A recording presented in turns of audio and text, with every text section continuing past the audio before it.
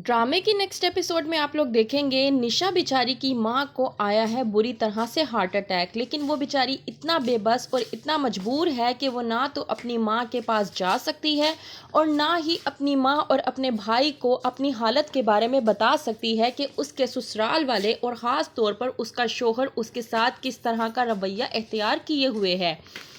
साथ जो कि निशा को किसी भी हालत में जीने नहीं दे रहा। वो बेचारी आराम कर रही होती है तो उससे वो भी बर्दाश्त नहीं होता।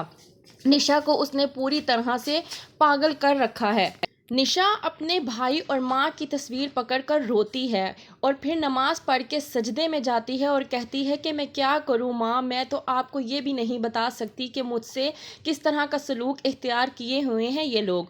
आती है अल्मास, ज़ुबैदा बताती है अल्मास को कि निशा की माँ की तबीयत ठीक नहीं है। तो अल्मास ज़ुबैदा से कहती है कि क्या हुआ है आखिरकार इसकी माँ को जो इसने पूरा घर सर पर उठा रखा है।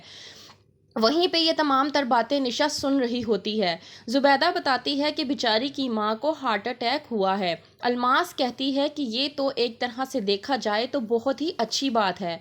अगर उसकी माँ मर जाएगी तो पूरी तरह से कांटा निकल जाएगा। ज़ाहिर सी बात है फिर उसका भाई बचेगा और भाई तो इतना ज़्यादा आकर इसको पूछने से रहा।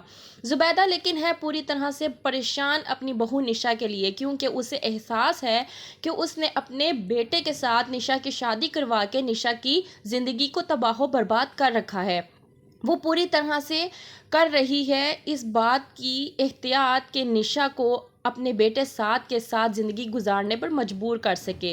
वो पूरी तरह से उसके साथ मोहब्बत दिखाती है और कहती है कि मैं तुम्हारी माँ की तरह हूँ, मैं तुम्हारी माँ की कमी कभी भी महसूस नहीं होने दूंगी। लेकिन उसके शोहर का क्या, जो शोहर होने से ज़्यादा उस पर हुक्म चलाता है, गन पकड़ के उसके सिर पर तान देता है, यहाँ तक कर उसको सही तरीके से जीने भी नहीं देता और ना ही सही तरीके से सोने देता है। सोई होती है कमरे में निशा, आता है साथ, उसको बालों से पकड़कर उठाता है और कमरे से बाहर निकाल देता है और बहुत मारता है।